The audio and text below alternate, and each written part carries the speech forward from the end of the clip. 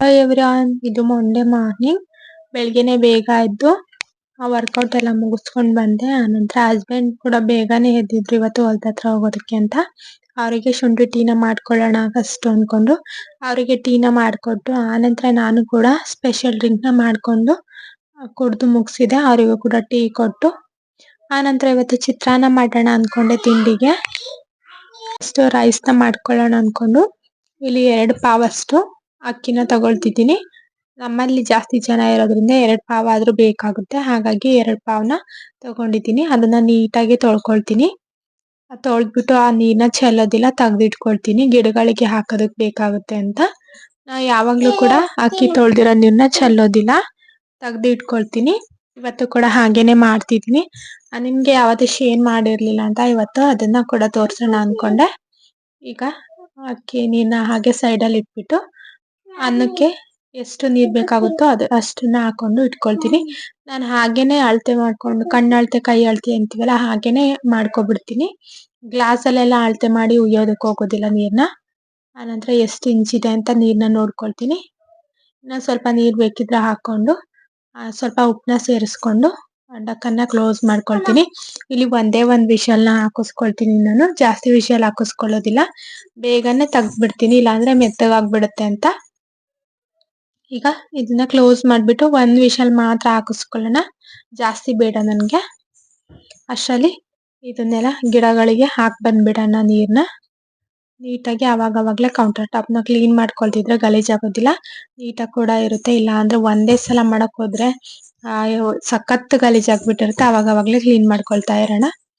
ಈಗ ಮನೆ ಒಳಗಿರುವಂತ ಗಿಡಗಳಿಗೆ ಜಾಸ್ತಿ ಇದ್ದಾಗ ಹೊರಗಡೆ ಇರುವಂತ ಗಿಡಗಳಿಗೂ ಹಾಕೊಳ್ತೀನಿ. ಸ್ವಲ್ಪನೇ ನೀರಿದ್ದಾಗ ಈ ರೀತಿ ಮನೆ ಒಳಗಿರೋಂತ ಗಿಡಗಳಿಗೆ ಮಾತ್ರನೇ ಹಾಕೊಳ್ತೀನಿ ನಾನು. ಅದ್ರಲ್ಲೂ ಈ ಲಿಲಿ ಪ್ಲಾಂಟ್ ಇದೆಯಲ್ಲ, ಪೀಸ್ ಲಿಲಿ, ಅದಕ್ಕಂತೂ ಅಕ್ಕಿ ತೊಳ್ದಿರೋ ನೀರಂದ್ರೆ ಹಾಕ್ಲೇಬೇಕು. ಹಾಕಿದ್ರೆ ತುಂಬಾ ಚೆನ್ನಾಗಿ ಗ್ರೋತ್ ಆಗುತ್ತೆ. ಒಂದ್ ಗಿಡ ಒಣಗೋಗ್ಬಿಟ್ಟಿದೆ, ನೀರ್ ಖಾಲಿಯಾಗಿ ನೋಡೇ ಇರ್ಲಿಲ್ಲ.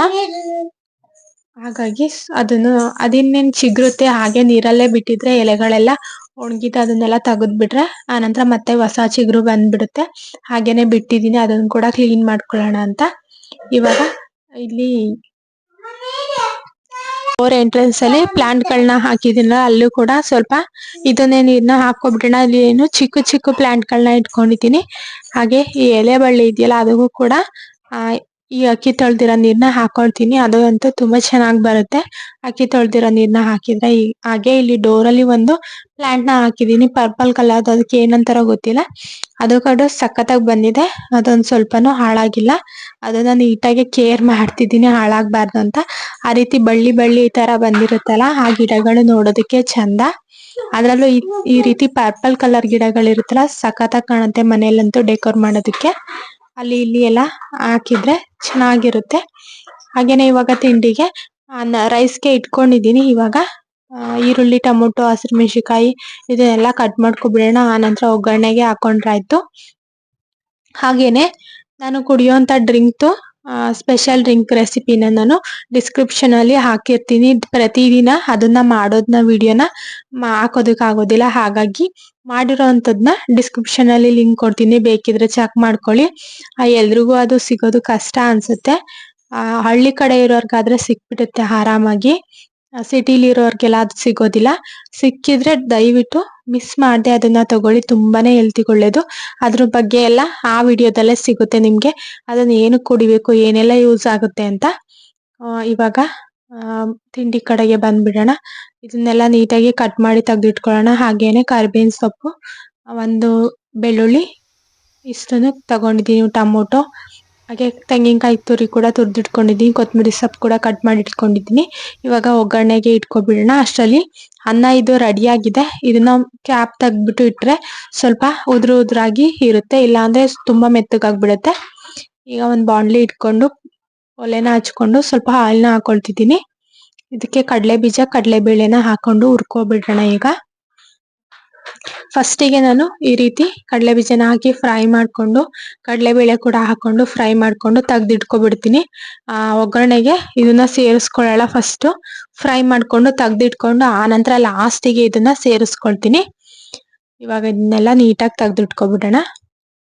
ಈಗ ಒಗ್ಗರಣೆಗೆ ಸ್ಟಾರ್ಟ್ ಮಾಡ್ಕೊಳ್ಳೋಣ. ಇಲ್ಲಿ ಉದ್ದಿನ ಬೇಳೆನ ಹಾಕೊಳ್ತಿದ್ದೀನಿ ಸ್ವಲ್ಪ. ನೀವು ಹೆಸರು ಬೇಳೆ ಏನಾದ್ರು ಹಾಕೋಬಹುದು, ಉದ್ದಿನ ಬೇಳೆ ಏನಾದ್ರು ಹಾಕೋಬಹುದು. ನಾನು ಉದ್ದಿನ ಬೇಳೆನೆ ಬಳಸ್ಕೊಳ್ತೀನಿ, ಹಾಗಾಗಿ ಉದ್ದಿನ ಬೇಳೆನೆ ತೋರಿಸ್ತಿದ್ದೀನಿ. ಇಲ್ಲಿ ಒಂದು ಬೆಳ್ಳುಳ್ಳಿನ ಕುಟ್ಟಿರೋಂಥದ್ದು, ಅಂದ್ರೆ ಇದು ನಾಟಿ ಬೆಳ್ಳುಳ್ಳಿ ಆಗಿರೋದ್ರಿಂದ ಒಂದು ಫುಲ್ ಹಾಕೊಂಡಿದ್ದೀನಿ. ಈಗ ಕರಿಬೇವು, ಹಸಿರು ಮೆಣಸಿನಕಾಯಿನ ಹಾಕೊಂಡು ಹಾಗೆ ಸ್ವಲ್ಪ ರೋಸ್ಟ್ ಮಾಡ್ಕೊಳ್ಳಿ. ಇದು ನೀಟಾಗಿ ರೋಸ್ಟ್ ಆದ್ಮೇಲೆ ಇದಕ್ಕೆ ಈರುಳ್ಳಿನ ಸೇರಿಸ್ಕೊಳ್ಳೋಣ. ಇದಂತೂ ಕರಂ ಅಂತ ಇರ್ಬೇಕು, ಪೂರ್ತಿ ಬೆಂದೋಗೋ ತರ ಬೇಯಿಸ್ಕೋಬಾರ್ದು ಚಿತ್ರಾನ್ನಕ್ಕೆ ಈರುಳ್ಳಿ. ಆ ರೀತಿ ನೋಡ್ಕೊಂಡು ಬೇಯಿಸ್ಕೊಳ್ಳಿ. ಹಾಗೆ ಸ್ವಲ್ಪ ರುಚಿಗೆ ತಕ್ಕಷ್ಟು ಉಪ್ಪನ್ನ ಸೇರಿಸ್ಕೊಳ್ತಾ ಅರಿಶಿನ ಕೂಡ ಸೇರಿಸ್ಕೊಳ್ಳೋಣ. ಇದನ್ನ ನೀಟಾಗಿ ಫ್ರೈ ಮಾಡ್ಕೊಬಿಡೋಣ, ತುಂಬಾ ಬೇಯಿಸ್ಕೋಬೇಡಿ. ಈಗ ಇದು ಅರ್ಧ ಬೆಂದಿದೆ, ಆವಾಗಲೇ ನಾನು ಟೊಮೊಟೊನ ಸೇರಿಸ್ಕೊಳ್ತಿದ್ದೀನಿ. ಇದನ್ನ ನೀಟಾಗಿ ಮಿಕ್ಸ್ ಮಾಡ್ಕೊಳ್ಳೋಣ. ಇದು ಕೂಡ ಅಷ್ಟೇ, ತುಂಬಾ ಬೇಯೋದು ಬೇಡ.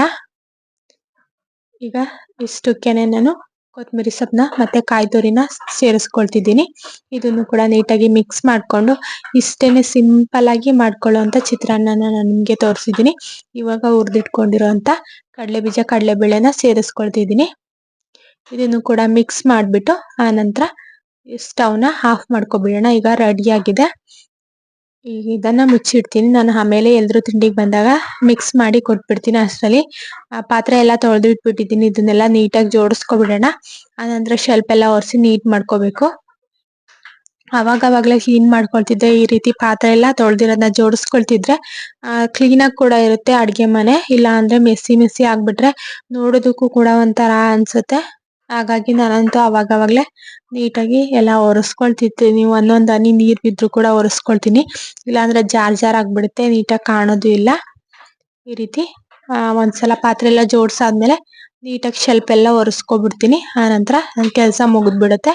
ಇವಾಗ ತಿಂಡಿನ ಮಿಕ್ಸ್ ಮಾಡ್ಕೊಳ್ಳೋಣ. ಫಸ್ಟ್ ರೈಸ್ ನ ಒಂದು ಬೌಲ್ ಮಿಕ್ಸ್ ಮಾಡೋಂತ ಒಂದು ಪಾತ್ರೆಗೆ ಅನ್ನನ ಹಾಕೊಂಡು ನಂತರ ಗೊಜ್ಜನ್ನ ಸೇರಿಸ್ಕೊಂಡು ಮಿಕ್ಸ್ ಮಾಡ್ಕೊಳ್ತಿದ್ದೀನಿ.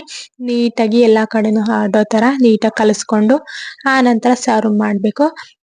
ಇಲ್ಲಿ ನಾನು ಅಪ್ಪಂಗೆ ಮತ್ತೆ ಹಸ್ಬೆಂಡ್ಗೆ, ಅಮ್ಮಂಗೆ ಎಲ್ಲಾರ್ಗು ಕೂಡ ಸರ್ವ್ ಮಾಡ್ತಿದ್ದೀನಿ. ಹಾಗೇನೆ ಇಲ್ಲಿ ಮೊಸರನ್ನ ಕೂಡ ಮಾಡಿದೀನಿ, ಇಲ್ಲಿ ದಾಳಿಂಬೆನ ಸೇರಿಸ್ಕೊಂಡು. ಅದು ಕೂಡ ಸಖತ್ತಾಗಿತ್ತು. ನಾನು ಊಟ ಕೂಡ ಮುಗಿಸ್ಕೊಂಡೆ, ಮಧ್ಯಾಹ್ನ ತಿಂಡಿ ತಿಂದಿರ್ಲಿಲ್ಲ,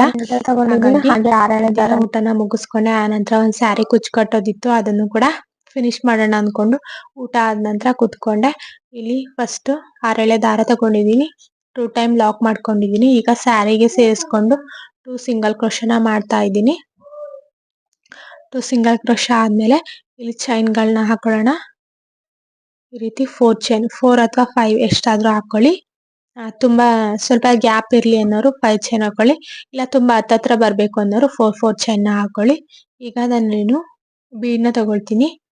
ಇಲ್ಲಿ ನಾನು ರೌಂಡ್ ಬೀಡ್ನ ತಗೊಂಡಿದ್ದೀನಿ. 3mm ಸೈಜ್ ಗಿಂತ ಒಂದ್ size big size, medium size ಅಂತಲೇ ಹೇಳ್ಬೋದು, ಆ ಸೈಜ್ದು ಬೀಡ್ನ ತಗೊಂಡಿದ್ದೀನಿ. 3 ಬೀಡ್ಗಳನ್ನ ತಗೊಳ್ತೀನಿ. ಇಲ್ಲಿ ಈ ರೀತಿ 3 ಬೀಡ್ನ ತಗೊಂಡು ಒಂದ ಇದ್ರೊಳಗಡೆ ದಾರದೊಳಗಡೆ ಸೇರಿಸ್ಕೊಂಡು ಒಂದ್ಸಲ ಲಾಕ್ ಮಾಡ್ಕೊಳ್ಳೋಣ. ಮತ್ತೆ ಇನ್ನ ಒಂದ್ ಬೀಡ್ನ ಸೇರಿಸ್ಕೊಂಡು ಒಂದ್ಸಲ ಲಾಕ್ ಮಾಡ್ಕೊಳ್ಳೋಣ. ಮತ್ತೆ ಒಂದ್ ಬೀಡ್ನ ಸೇರಿಸ್ಕೊಂಡು ಲಾಕ್ ಮಾಡ್ಕೊಳ್ಳೋಣ.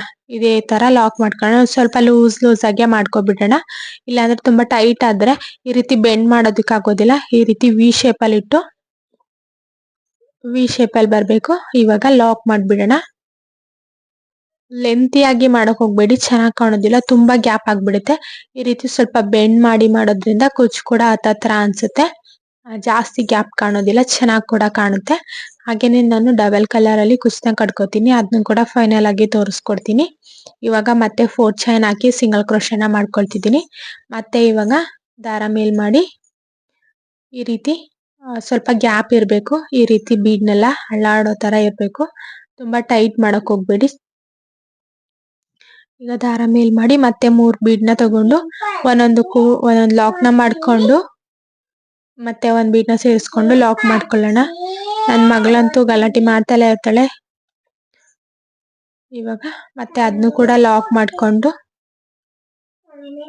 ಮತ್ತೆ 4 ಅಥವಾ 5 ಚೈನ್ ನ ಹಾಕೊಳ್ಳೋಣ.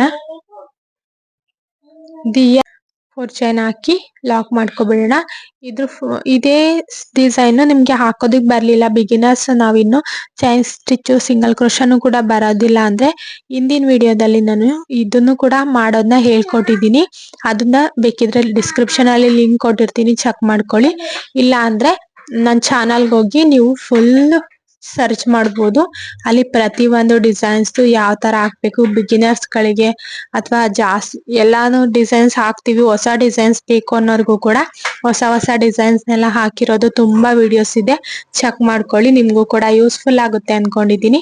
ಇವಾಗ ಇಲ್ಲಿ 127 ದಾರ ಸುತ್ಕೊಂಡಿದೀನಿ. ಈ ರೀತಿ ಗಮ್ ಪೇಸ್ಟ್ ಮಾಡಿ ತೆಗ್ದಿಟ್ಕೊಂಡಿದೀನಿ ತುದಿನ, ಅವಾಗ ದಾರಗಳೆಲ್ಲ ಎಳೆಗಳೆಲ್ಲ ಬಿಚ್ಕೊಂಡು ಹೋಗೋದಿಲ್ಲ ಅಂತ. ಹಾಗೇನೆ ಒಂದು ಎಮ್ಮಿಂಗ್ ನೀಡಲ್ಗೆ ಜರಿ ಥ್ರೆಡ್ ನ ಪೋಣಿಸಿ ನಾಟ್ ಹಾಕಿ ತೆಗ್ದಿಟ್ಕೊಂಡಿದೀನಿ. ಅದನ್ನ ಇವಾಗ ತಗೊಳ್ಳೋಣ. ಹಿಂದೆಯಿಂದ ಮುಂದೆಗೆ ಮಧ್ಯದಲ್ಲಿ ಚುಚ್ಕೊಂಡು ಈ ರೀತಿ ಲೆಫ್ಟ್ ಇಂದ ರೈಟ್ ಗೆ ಒಂದ್ ರೌಂಡ್ ಹಾಕೊಳ್ಳೋಣ. ಮತ್ತೆ ಟೈಟ್ ಆಗಿ ಎಳ್ಕೊಂಡು ಮತ್ತೆ ಲೆಫ್ಟ್ ಇಂದ ರೈಟ್ ಗೆ ಒಂದ್ ರೌಂಡ್ ಹಾಕೊಳ್ಳೋಣ. ಇದೇ ತರ 3 ರೌಂಡ್ ಹಾಕೊಳ್ಳೋಣ. 3 ಅಥವಾ 4, 5 ಎಷ್ಟು ಬೇಕಾದ್ರೂ ಹಾಕೋಬಹುದು ರೌಂಡ್ ನ. ಟೈಟ್ ಆಗಿರ್ಬೇಕು ಅನ್ನೋರು ಜಾಸ್ತಿನೇ ರೌಂಡ್ ಹಾಕೊಳ್ಳಿ. ನಾನು 3 ರೌಂಡಿಗೆನೆ ಸಖತ್ ಟೈಟ್ ಆಗಿ ಎಳೆದು ಹಾಕೊಳ್ತೀನಿ, ಹಾಗಾಗಿ ಬರೀ 3 ರೌಂಡ್ ಹಾಕೊಳ್ತೀನಿ. ಈಗ ಈ ರೀತಿ ಮಧ್ಯದಿಂದ ನೀಡಲ್ ಹಾಕಿ ಎಳ್ಕೊಂಡು ಅದು ಎಳ್ದಾಗ ತುಂಬಾ ಟೈಟ್ ಆಗಿರ್ಬೇಕು ನೋಡ್ಕೊಳ್ಳಿ, ಹಾಗಾದ್ರೆ ಅದು ಬಿಚ್ಕೊಂಡು ಹೋಗೋದಿಲ್ಲ ದಾರ.